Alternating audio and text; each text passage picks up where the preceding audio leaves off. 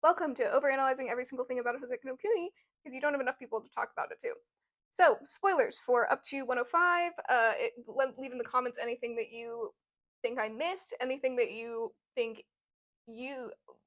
you think that I got wrong, or anything that you just observed that I don't. I love to hear about it. All right, next chapter, chapter 10. 10 of these now. Foss. I find it interesting that Daya is the only one who noticed that Foss is not there. It's kind of weird because Daya is probably the closest thing to like an actual friend that Foss keeps, but I don't know. Their relationship's kind of scuffed at later. I heard everyone yelled at you, and Daya's a lot more sympathetic to Foss in their situation because you wanted to go research the ocean. I hope you talk to Sensei so cheer up. Okay, so it shows that Daya is someone who is more caring and more helpful towards Foss, but like I kind of think back to the moment when Daya was talking to Ventricosis and was like, "People won't be nice to you if you're not nice to them," and I wonder if that's like all of why Daya is so nice. It's interesting. Any luck? No. Please don't tell me that they actually went into the ocean. A Rutile knows immediately. Like that's something that we have seen like so far is that Rutile is just very sharp at knowing what's going on. Like Rutile knows Faust pretty well, I'd say, better than a lot of the other characters. I guess because Rutile gets to see them every time. It has to repair them every single time. It is strange now that I think about it. I forgot. I'll wipe off all that resin. Rutile is another thing about Rutile is like it's so sad, like the way that Foss betrays Rutile later on, just because like Rutile has done so much for Foss, like has done like the most difficult, basically difficult surgeries on Foss ever, done everything to bring Foss back from Dustland, and the way that Foss repays them is taking away their purpose.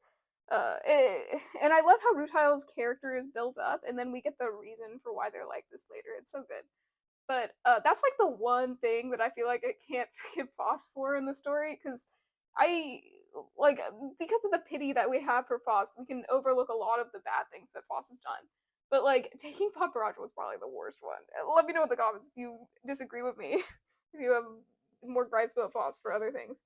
Um, it's strange now to think about it. It's too soon to jump to conclusions. We're still only looked inside the school.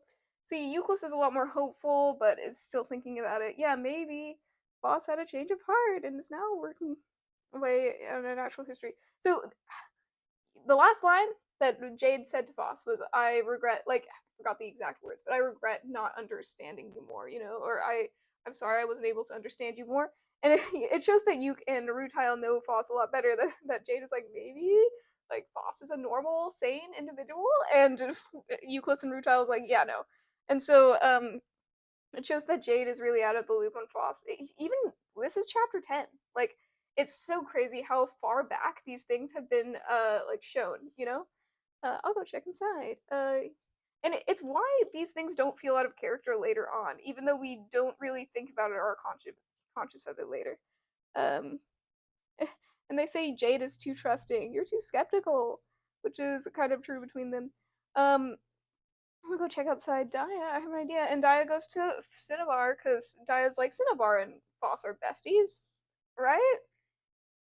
Couldn't help you. And I thought I told you, but we're better off without that useless dolt. Okay, in the last Cinnabar scene, I talked about how Cinnabar, like, the actual opposite of love is apathy, or some people think that that's true. And so Cinnabar being overly aggressive towards Foss like shows that they do care about Foss in some way because they think about them enough to complain about them. So yeah, it's just so weird why this sudden need to go to the ocean. It's like yeah, it's like Foss is desperate to find something that doesn't exist in the hills. And so Cinnabar right now is probably thinking like, oh, Foss is actually looking really hard for to find a purpose for Cinnabar or a job that they can do. And the guy is like, "You're hard if you don't cut that out." Anyway, help us look okay, Cinnabar. Um, so, and then because Cinnabar realizes that Foss is doing this to help them, they think of Foss, because this is exactly what Foss always looks like. This is what Foss will always look like, and this is probably the image of Foss in Cinnabar's mind. I never asked you. Is Cinnabar like being like, I never asked you for help, but it's in. Although Foss uh feels like Cinnabar is relying on them, and that's probably just because Cinnabar was able to be more vulnerable to Foss about what they're going through. This is such a cool panel. That's all I'm gonna say about it. Um, it's really like the Lunarians like pulling Foss up in the water to the ship and everything. I don't know why they gagged Foss here. I'm gonna be completely honest. Um, I'm kind of thinking that because this isn't how usual Lunarian raids go. I'm kind of thinking that this is the Lunarians putting up an act, and maybe Ventricosis doesn't know about it, because this isn't like they would shatter Foss to pieces, right? Like that's what they would do. They would shatter Foss into pieces and then take Foss back, and then grind Foss down and throw him on the moon dirt. But that's not what they do, and so I'm thinking that this is specifically an act for Foss, is what I'm thinking. Especially for Foss to have this might give Foss more curiosity about the Lunarians, as well as like a more hatred to go after them later on. Um, it's just weird to me that they gag Foss here, because they've never done that. They never do this at any other point in the show. And so it's very interesting. I say show; it's not all animated, but bring you another. That wasn't our agreement. You will see. That's why I'm saying maybe this is the Lunarians putting up an act. You will restore my countrymen. This also shows that the Lunarians can understand speech. It's also Foss's weird language ability. But it shows that Foss could understand the Lunarians if Ventricosis can. But of course, Foss loses their memories. Um, since Foss is worth at least that much. All right. So it's interesting because I don't know if Ventricosis knows the value of Foss. It's also possible that they were wanting to take Foss more in whole, because maybe their plan was to take Foss to the moon and start the process earlier than we thought. But I don't know. I don't know what Acnea was cooking, and I don't think all the Lunarians know what Acnea's plan is. So this could just be them going along with what Acnea told them to do, and they didn't know that this might have been an Acnea's plan for how it went down. All right, all right. There are no fools. Same trick won't work. But if we use Foss as bait, it also is possible that they're keeping Foss alive to hear this and to do this. This also could just be an act for Foss to really know what betrayal is.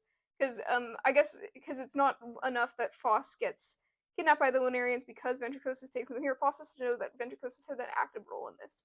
It's probably why they just gag Foss, so that they can listen, and not that they destroy Foss. Yes, there's Holiday Gem. And of course, if Ventricosis knows that Cinnabar is the most valuable to Foss, and that's why Foss has such an emotion. So sad. No, Foss Fossilized is the best we can do. But Ventricosis still likes Foss. I think Foss, Ventricosis is now I don't want to say this anymore. Um, and that's when the Lunarians, attack Ventricosis. Uh, and yeah. And so then, it just devolves. Your Majesty, food, how cute, yeah, I don't really have much to say about the fight scenes themselves. Let me know if you have anything. What's interesting here is that this is the eye that Acnea takes later. Of course, on a different head. But it's interesting that the eye that Foss replaces with Congo's eye is always left. This eye gets taken and broken a lot, but it's always the eye that the last thing that Foss's replaces. Well, considering that they lost their whole head, technically not, but the last thing that Foss technically replaces, which is this eye, is also the thing that stays the most preserved whenever Foss does get crushed. Yes, ma'am. And the other eye is completely gone. We don't care about it. Yeah, and then their siblings or whatever. Can you do nothing more than eat and fight? And so it kind of just shows that all of the races are kind of violent, with the gems fighting and the Lunarians fighting and the snail people fighting. Much tougher than where the last time I saw you. I don't know going on, but let's get out of here. The Lunarians break easy, and they're fast and clever, which is true compared to the other races. World probably already gotten back to the moon. that we escaped. They'll be here anyway. Here. So then they're like, he notices the bone person. He realizes that, you know, oh, I get it. You used the little rock to rescue me, didn't you? And look at the Lunarians. Didn't it get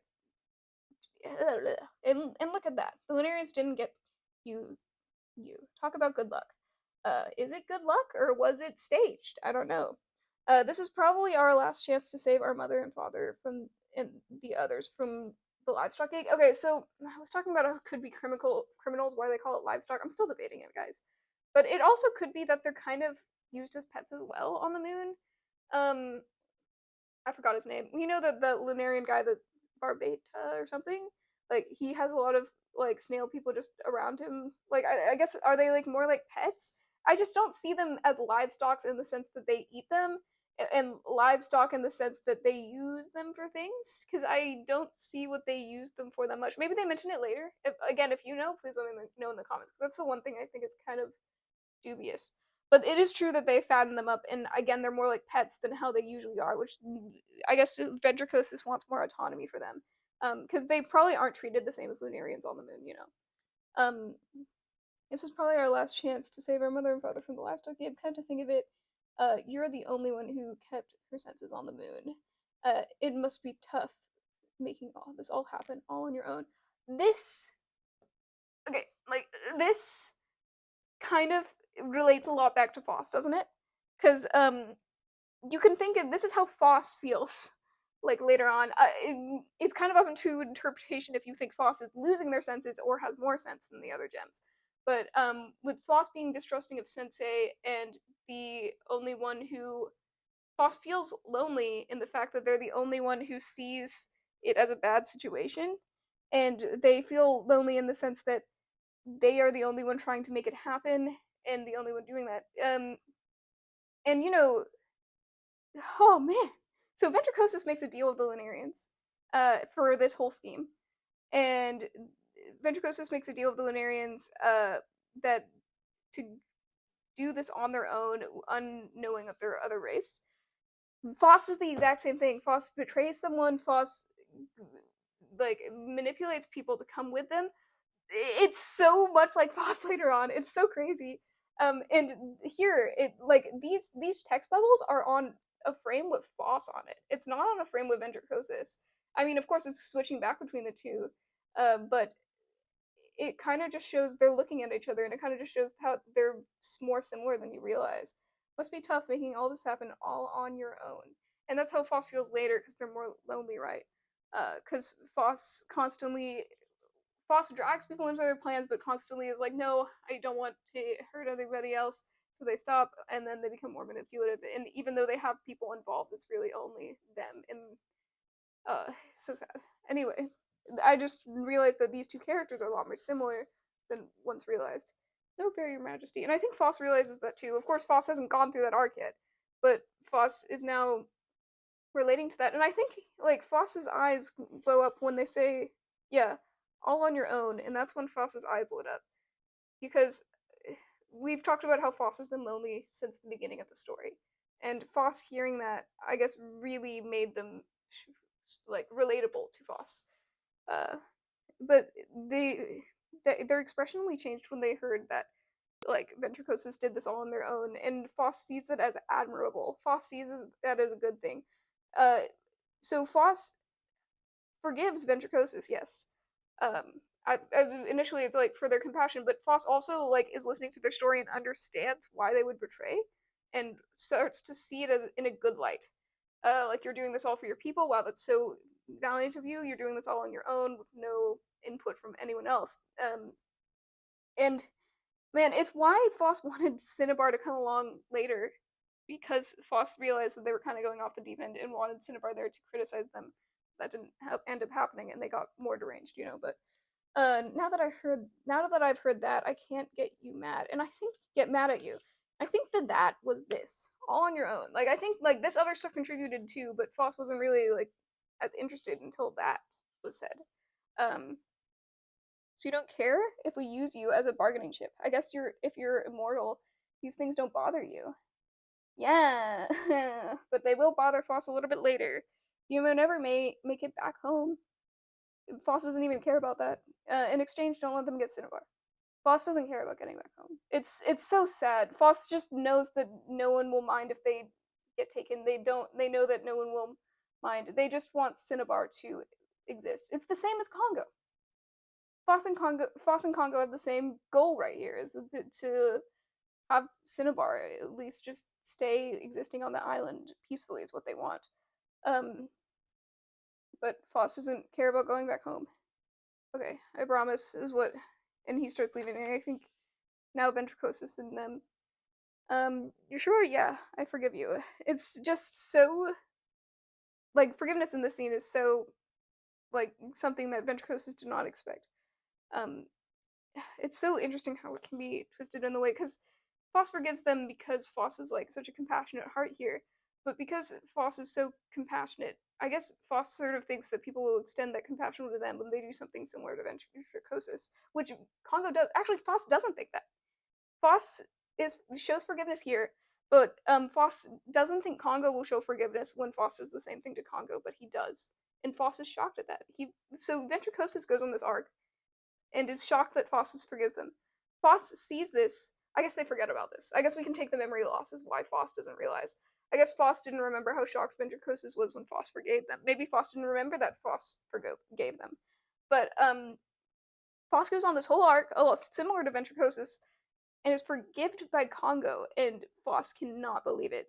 And even though Foss did the same thing here, it shows how Foss, like, I'm noticing like similarities between Congo and Foss here. Like, it shows how Foss was so similar to Congo at the beginning and got further away, which I mentioned is kind of like foreshadows with the character pages, with how Foss actually gets farther and farther from Congo every single character page introduction. Anyway, I mean, I don't have the energy to fight back, and I never think of something such a good way to save my friends. That's how Foss sees it.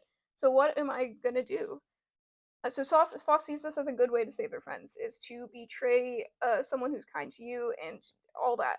Um, Another thing is it says that Foss doesn't have the energy to fight back, which I feel like they get, and they can't think of a good way, which they be able to do later with Blaps's head, and they're able to, and Foss doesn't even think they can fight back, which they're able to later. It shows that the reason that part of Foss's forgiveness is also because they're weak. They feel like forgiveness is the only option because they have no way of changing their situation. Whereas when they get stronger arms, when they get faster legs, um, when they get a head that can think better and observe things more clearly, they now have the power to not forgive. At least that's what I'm getting out of this. What have I been doing with my life? I'm 300 years old today. So is today Foss's birthday? I'm 300 years old today. Oh, that's a sad way to think of it. Or maybe that's just Foss just saying that like they're 300 years old in this year. I bet you were way younger than me. I'm really impressed. It shows that Foss like really sees Ventricosus in a good light, although Ventricosus has manipulated and uh, what is it called? Betrayed Foss in such a way. And Ventricosus is so happy with the compassion. Oh, you're so soft, like as Foss says. So you can touch me without melting me. Kind of like jabbing at Ventricosus. And this is what we all want to do to Foss, is just give Foss a hug throughout the entire series, man. We must change as well, or we're no better than the Linearians. So again, change is seen as a good thing in the story. Change is a good thing, is what the beginning leads you to believe. And so Ventricosus. So in contrast, so Foss sees Ventricosus in a good way. Ventricosus sees Foss in a good way because Ventricosus sees that they've done such terrible things, and Foss still forgives them and shows kindness to them. And in turn, Ventricosus shows kindness to Foss with like getting the legs and stuff like that. But it shows that Ventricosus wants to be more like the Gems, or more like Foss. So it's absolutely crazy that because they look at each other with like happiness, like the snail people hopefully become better people or more like the Gems, whereas Foss gets further away. It's so good. This story, I love it. Let's go home, watch Further Tides, any changes in the tides. Yes.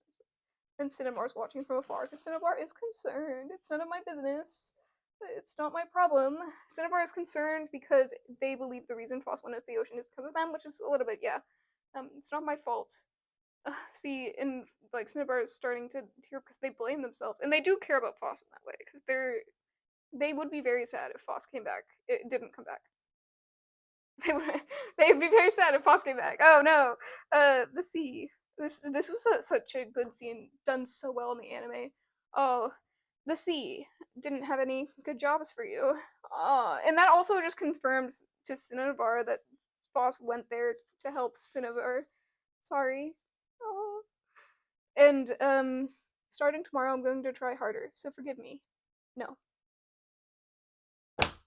So, like, in this moment, starting tomorrow, I'm going to try harder. It shows that Foss is trying to grow and grow, to grow, improve, and change, to help Cinnabar find a purpose and a place, because it's that important to Foss, because they have so much compassion and care for Cinnabar.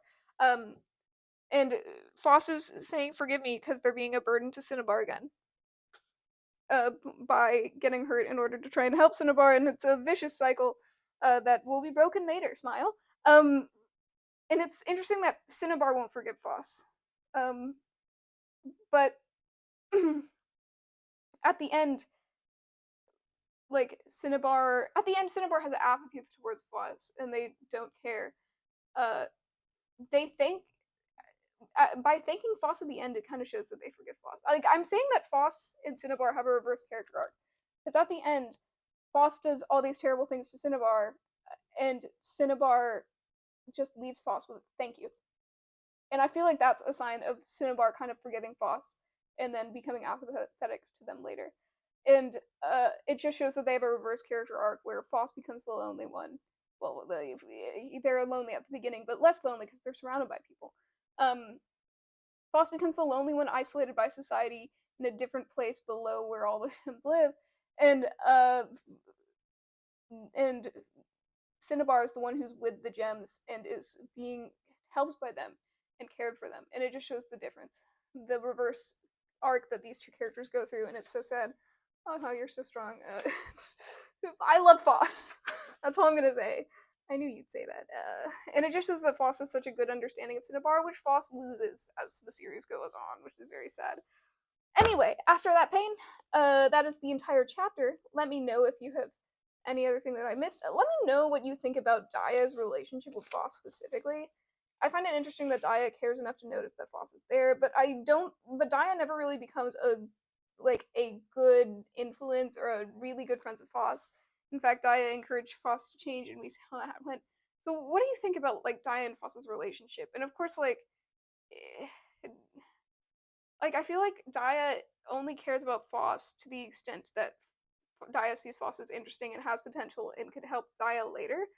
But I don't know, like, the fact that it just feels like they were never actually friends, but that they had the, like, essence of, like, hanging out together and caring for each other, but they'd never had any, I guess, deep relationship is what I'm saying. Daya and Foss, I don't think, have a deep relationship, and that's what Acmea says later, is that Foss doesn't have any deep relationships. I mean, that's why he didn't concern himself with tearing Daya away from Foss, but he did concern himself with tearing Cairngorm away from Foss, because Cairngorm and Foss were starting to have a deep relationship, and that's why he had to get rid of that one. So it's very interesting to think that, like, Daya and Foss supposedly have been friends for a while, but they don't have a deep relationship. And it shows, like, that a depth of a relationship isn't subject to how long you know that person or how much time that you've spent with someone. Like, quality over quantity is what I guess. Anyway, thanks for watching. Isn't this a beautiful panel? We'll hit it right back up with the next chapter next time. Thank you all so much for watching. I hope you have a wonderful day.